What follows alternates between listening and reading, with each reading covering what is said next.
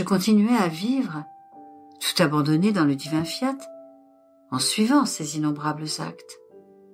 Et mon doux Jésus, se manifestant en moi, me dit « Ma fille, celui qui vit dans ma volonté a la grandeur, la capacité, pour contenir en lui-même tous les actes de Dieu, devenant ainsi le dépositaire de la divine volonté.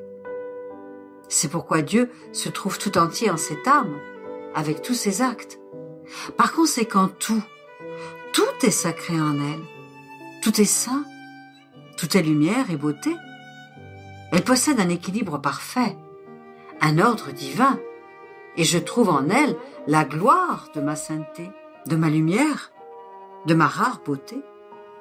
Je la regarde et j'y trouve mes reflets, ma plus chère image créée par moi, telle que voulue par moi. Et dans l'excès de mon amour, je répète sans cesse « Comme tu es belle, ma volonté a enclos en toi toute chose. La création est une pâle image de toi. Tu es plus étincelante que le soleil. Tu es plus ornée que les cieux. Tu es plus belle que les champs de fleurs. Tu es toute belle, parce que la puissance de ma divine volonté te revêt et te nourrit. Elle est ta vie. » Après un temps, il ajouta « Ma fille, lorsque l'âme prie dans ma volonté, toutes choses et tous les êtres créés sont au garde à vous, suspendent toute activité, font silence, et tout en admirant attentivement l'acte accompli dans la divine volonté, tous ensemble, ils suivent la prière. Le pouvoir de cette prière appelle et commande tout, de telle sorte que tous font la même chose. Si toutes les autres prières devaient s'unir pour se comparer à une seule prière faite dans ma volonté, elle les surpasserait toutes, car elle possède une volonté divine, un pouvoir immense, une valeur incalculable. Je me sens moi-même revêtue d'une telle prière. Et comme je vois que c'est ma volonté qui prie, je sens sa puissance qui m'identifie à cette prière même. C'est pourquoi, si les grâces ne sont pas obtenues par la prière faite dans ma volonté, prière universelle et divine, si la divine justice n'est pas apaisée, et si les fléaux continuent à fondre sur la terre, cela veut dire que c'est la volonté de Dieu, et qu'au lieu de laisser descendre ses grâces, sa volonté fait descendre les effets de cette prière dans les âmes.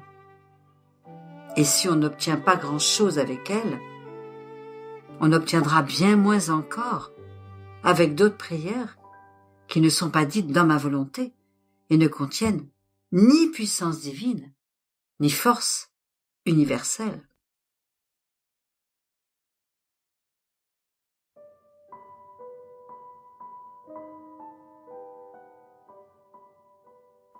Et mon doux Jésus me dit « Ma fille, un acte seul ne forme pas la vie, ni toutes les œuvres dans les créatures. Dans la création, la divinité elle-même voulait au moins 6 répétitions pour former toute la machine de l'univers.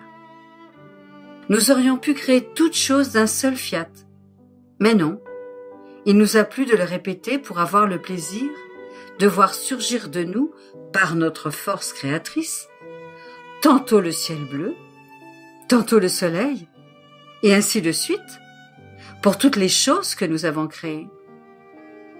Le dernier fiat a été répété sur l'homme, comme l'accomplissement de toute l'œuvre de la création. Et bien que notre fiat n'ait pas ajouté à notre fiat pour créer d'autres choses, il se répète toujours lui-même pour maintenir et conserver toute chose en action dans son souffle de fiat, comme si nous les avions créés à cet instant. Par la répétition, l'amour grandit et le plaisir est redoublé. On apprécie plus ce qui est répété, et on ressent la vie de l'acte qu'on répète. Ainsi, lorsque tu continues tes actes dans ma divine volonté, tu viens à former en toi la vie de ma divine volonté. En répétant tes actes, tu fais grandir cette vie et tu la nourris. Crois-tu qu'en ne les répétant que quelques fois, tu aurais pu former sa vie en toi? Non, ma fille. Tu aurais pu, tout au plus, sentir son air balsamique, sa force et sa lumière, mais non pas former sa vie. Les actes, qui ne cessent jamais, sont nécessaires afin de pouvoir dire « Je possède la vie du fiat ». N'est-ce pas la même chose dans la vie naturelle? La nourriture et l'eau ne sont pas données une seule fois, puis mis de côté sans que plus rien d'autre ne soit offert à la créature. Elles sont données chaque jour. Si on veut conserver la vie, il faut la nourrir. Sinon, elle s'éteint d'elle-même. Par conséquent, continue tes actes dans mon fiat, si tu ne veux pas que sa vie s'éteigne.